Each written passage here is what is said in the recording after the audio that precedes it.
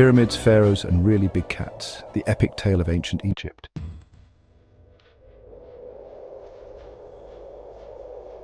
Far in the distance, three colossal shapes tower over the desert horizon. No, it's not an alien landing or an elaborate prank by time travelers. It's just ancient Egypt showing off again. Welcome to the Nile Valley, home to one of the most fascinating, long-lasting, and occasionally bizarre civilizations ever produced by humankind. Egypt gave us pyramids, mummies, hieroglyphs, and an unshakable belief that cats were probably gods. This is the story of how this legendary civilization rose from a bunch of squabbling river communities to become a world-dominating powerhouse. And how, like all good things, it eventually came crashing down in a blaze of chaos, invaders, and economic mismanagement.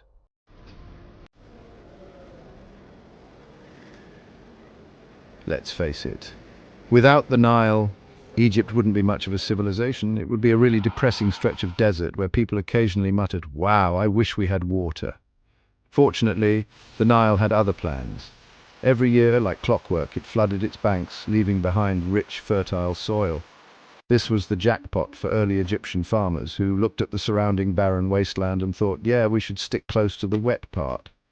This annual flood, called the inundation, was so predictable that it allowed the Egyptians to plan their agricultural cycles down to the week.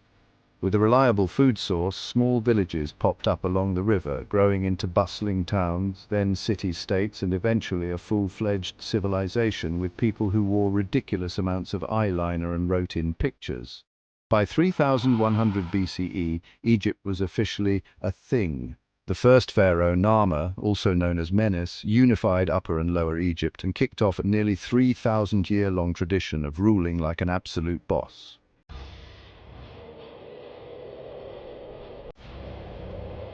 The pharaoh wasn't just a king, he was a living god. Think of him as a combination of politician, CEO, high priest, and Instagram influencer, all rolled into one. His job, keep the gods happy, maintain order, and most importantly, make sure that people kept worshipping him even after he was dead. That last part is important because it led to one of Egypt's most iconic features: pyramids. These massive, stone-built monstrosities were essentially over-the-top tombs designed to ensure that pharaohs could live it up in the afterlife. The Great Pyramid of Giza, built for Pharaoh Khufu around 2600 BCE, is the biggest and most famous. It took over 20 years to build and required thousands of workers who were definitely not slaves. Egyptologists insist they were paid workers with benefits, so let's go with that. While the pharaohs were busy building their elaborate burial sites, the Egyptians were also developing a pretty advanced society. They had hieroglyphic writing, medicine, astronomy, and a legal system. But they also had one major problem: Seth, the god of chaos, deserts, storms, and general mayhem. Ancient Egyptians believed that Seth was always lurking, waiting to throw everything into disorder, which is a pretty good excuse for when things went wrong. Crops failed? Seth. Sandstorm? Seth. Cat knocks over your sacred pottery? You guessed it, Seth.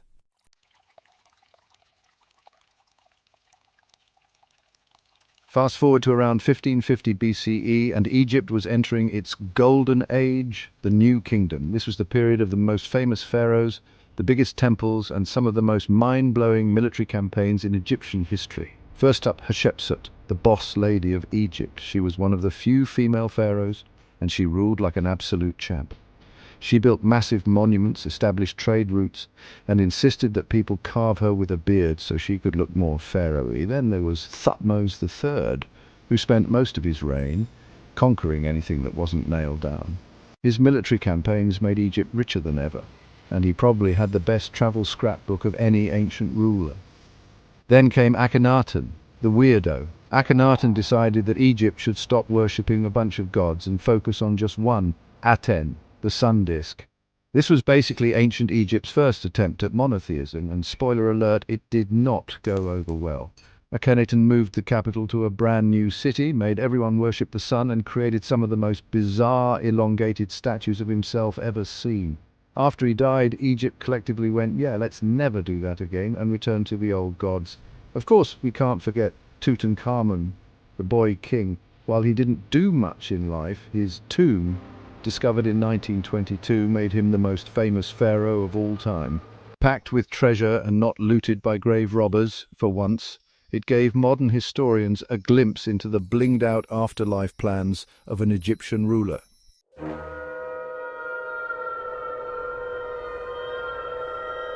By 1100 BCE, things were starting to go downhill.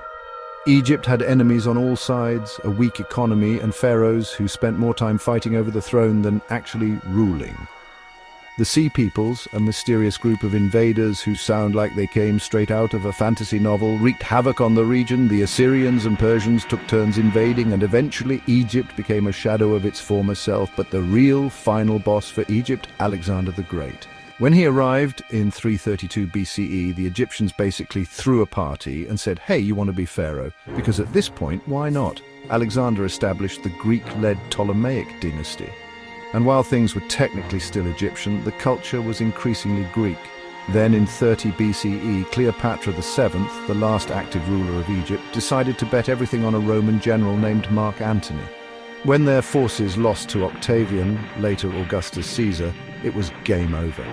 Cleopatra chose to exit in dramatic fashion, reportedly by letting a snake bite her, because, regular poison wasn't fabulous enough. Egypt became a Roman province, and the age of the pharaohs officially ended.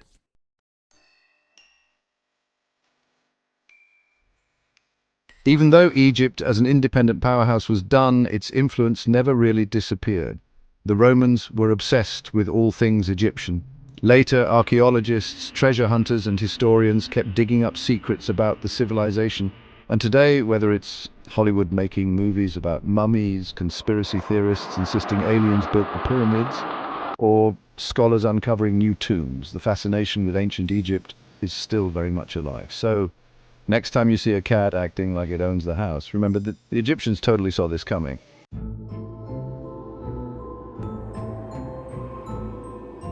Attention internet people, if you've made it this far, congratulations.